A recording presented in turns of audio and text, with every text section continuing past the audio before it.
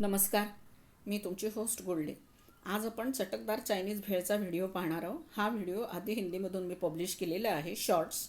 आणि आता आपण स्वयंपाकघरात जाऊन बघूया, मराठीतून हा व्हिडिओ पब्लिश करते. त्यासाठी मी नूडल्स उकडवून घेतलेले आहेत. कढईखाली गॅस लावूया, आपल्याला तळून घ्यायच्या होत्या.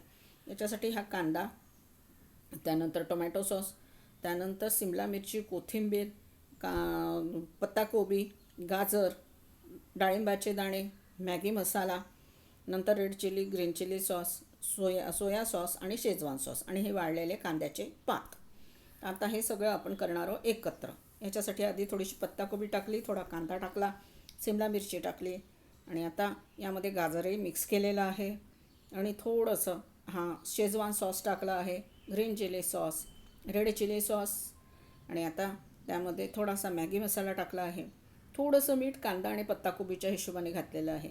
आता या आपण नूडल्स सगळ्या तळून घेऊ. मोठ्या नूडल्सची गरज नव्हती म्हणून तुकडे करून मी हे केलं आहे आणि हे सगळं कालवून घेऊ. नूडल्स तळायच्या आधी त्यावर मी मैदा टाकला होता, हे सांगायचं विसरले. आता या तळलेल्या नूडल्स आपण या सगळ्या मसाल्यामध्ये घालून घेऊया. यावर थोडीशी कोथिंबीर घालते आहे आणि थोडेसे डाळिंबाचे दाणे घालते आहे. याला थोडं सोया सॉस कमी पडलं म्हणून ते पण घालते आहे. आता यावर आपण चीज घालतो आहे. आपली चायनीज भेळ तयार झाली.